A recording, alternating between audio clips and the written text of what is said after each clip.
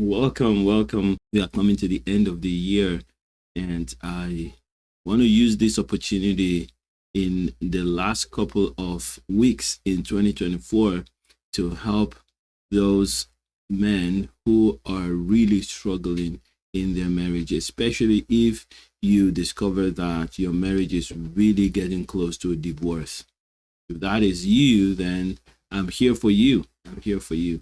All right. So in today's video, I'm going to share with you what to do when your wife says she doesn't love you anymore. She has fallen out of love for you. Or even if she doesn't say so, you realize that she has fallen out of love. She doesn't love you anymore. She seems to be planning an exit. If that is your situation, then this video will really help you to know what to do to turn things around. Yes, there is hope. You can change your marriage. You can move it from where she says, I do not love you. I'm not more in love with you. I love you, but I'm not in love with you. And I want to get out of this marriage to the place where she's attracted to you again. She admires you, and you are in love together and smiling and laughing together again. There are tools that God has made available to us in scripture that can change your story. So even if she has not told you that she has fallen out of love for you or she doesn't love you anymore, but you notice that she's not fighting with you anymore. She doesn't complain like she used to. She's just quiet. She just ignores many of the things that you are doing wrong, and you know that you didn't change. These things are still there, but she's not complaining anymore, and she's not engaging, and she seems to have checked out of the marriage. It's the same problem, even if she has not told you, or she is very, very disrespectful, unlike she has ever been before. She questions you. She talks to you with lots of disrespect in the home and outside the home, and you're really getting angry. That is because she has made up her mind that it's not worth the effort anymore. And in that case, there's a solution and we can work it out. Now, if she has told you that she has fallen out of love for you, that is because she has come to the point where she believes that there is no hope in the marriage. There is no hope of it being fixed. See, look, if she's telling you this, it's because for the past months or years, she has been trying to work on the marriage, and the marriage is not changing.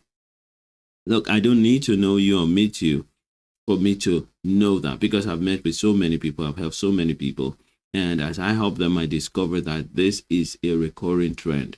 When the wife leaves, or when the wife really says, I want a divorce, I want to find a way to get out of this, I'm not in love with you anymore. When you get to that point, it is because she has tried everything she can, and all her efforts have been futile. And she has complained and fought with you so long that she doesn't have any energy to do so any longer. And you may have realized that beyond that, your sexual intercourse and the regularity and the joy of it has gone off. Before she gets to this point, all of that has to be cut off already. And when she is in that state, it is because she has tried and she has concluded that there's no hope. That she cannot share with you her heart, and you are not able to understand what she's saying. Now, doesn't mean that she's right. It only means that that's how she feels. This is what I'm talking about right now. And whenever a man hears that, you feel very rejected, and no one likes to be rejected. No one likes to be cast away and said, I discarded. I don't need you. I don't like you. You're not important to me. I want away from you. That hurts. That shocks you. That causes a lot of pain, and you may want to quickly reduce the pain. And this is the biggest mistake that almost everyone that has had this problem has fallen into, has made. You immediately you hear this, Your instinct is to fix it.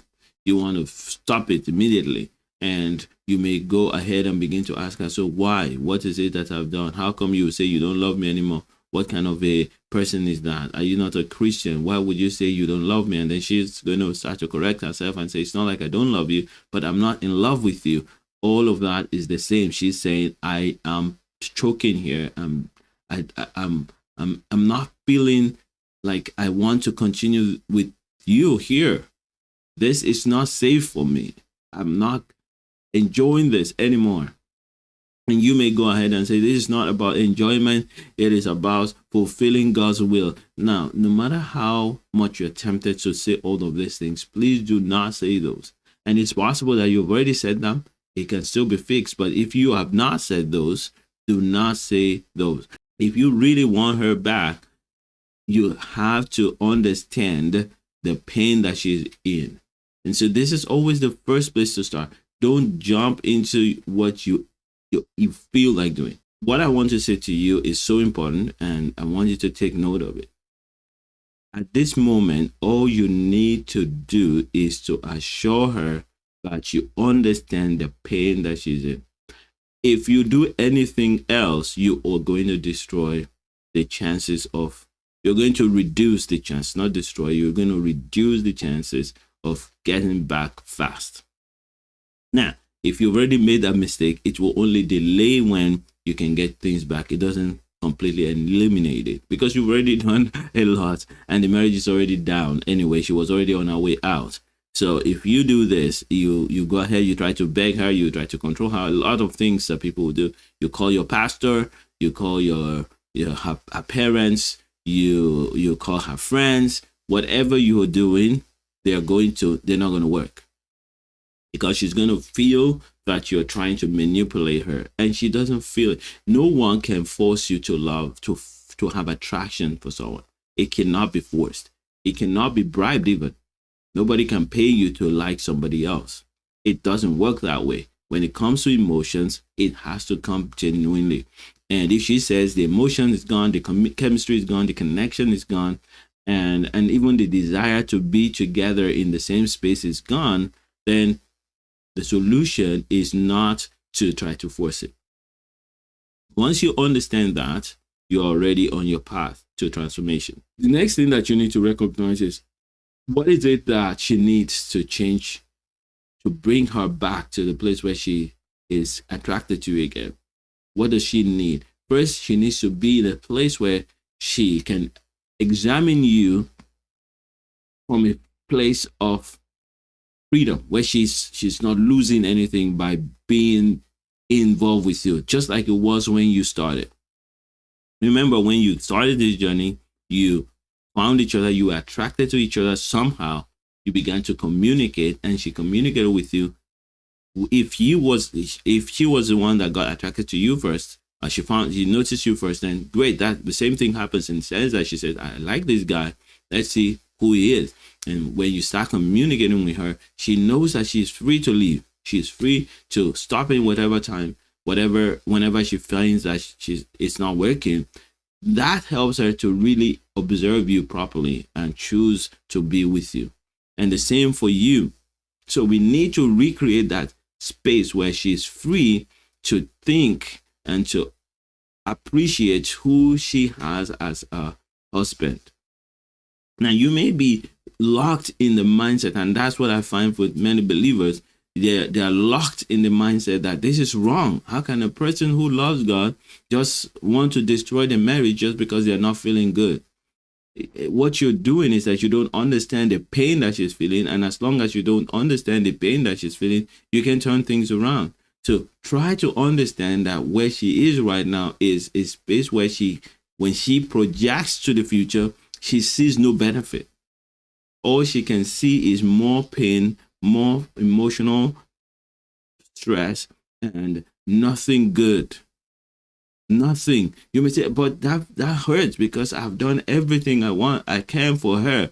Yes, you have, but she doesn't see it.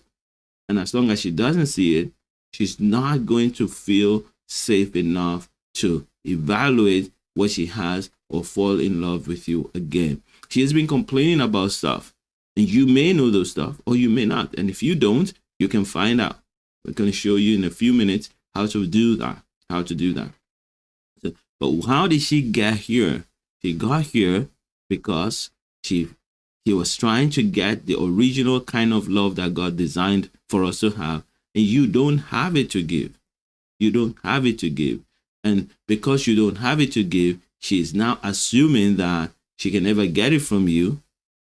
And she has to go find it somewhere. Or it's not worth even trying to get that kind of love from you. This is how she got here.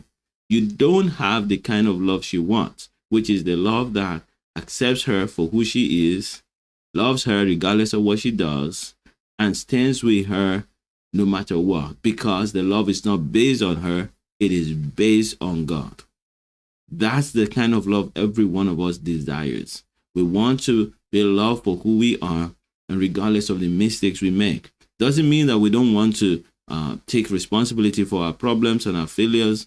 It means that even while taking responsibility for the errors, we still want to know that the person that we're dealing with values us as a person, does not judge us by the instantaneous actions, judges us by our intrinsic value of being alive and being on earth, and all the other good things that we know we have, but they may not see. So this is how a person wants to be loved. And whether you are giving that love or not doesn't matter. As long as she feels that she doesn't get that from you, and she doesn't have it from you, she's going to feel the way she feels. Maybe you feel like that also, that she can't give you what you want, but you're making effort to keep it and to go on with that. Well, fine. It means that whatever you have from her is enough for you to move forward.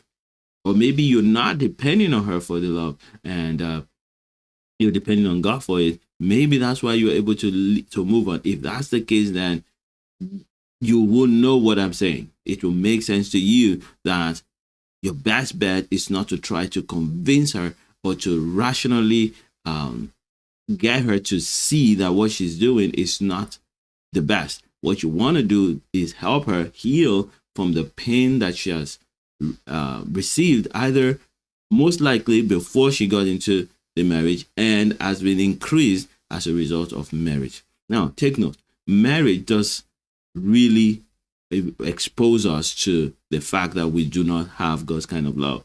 I believe that that's why God designed marriage, that marriage can expose us to the truth that we are selfish in our love and our love is conditional. And if that is what has happened, then it's a good thing. You can turn that marriage around. That's why I have confidence that if you love the Lord and you understand what Christ did for us on the cross, you're not just a religious person who is just going through the motions. You're not just a religious person who is afraid of hell, and you're saying, you know what, I'll just claim to be a Christian and so that I can die and go to heaven. If you really understand the sacrifice that Jesus made on the cross, and you really believe that Jesus really died on the cross for you and is resurrected and is alive right now, then you understand what love means. Because in Romans chapter 5 verse 6, it tells us that God's love is demonstrated to us in that while we were still sinners, Christ died for us. This is the demonstration of love. And so even right now that your wife says, I'm no longer in love with you, even though I love you as a believer, I'm not in love with you. There's no feeling there. There's no connection there. I just see you as a roommate. And that hurts really badly. But regardless of what real love does, what God's love does, it says, I understand your pain because that's your pain. That's how you feel. But regardless of that, I still love you and I will always love you. So I hope this helps you. And if you want more, don't forget to reach out to me, adesobanja.com/chat, adesobanja.com/chat. If you really want this free 15 minutes connection, take advantage of it as quickly as possible because it will not always be available. It will not always be available. All right. So may the Lord bless you and increase you and continue to love like Jesus and make mega impact.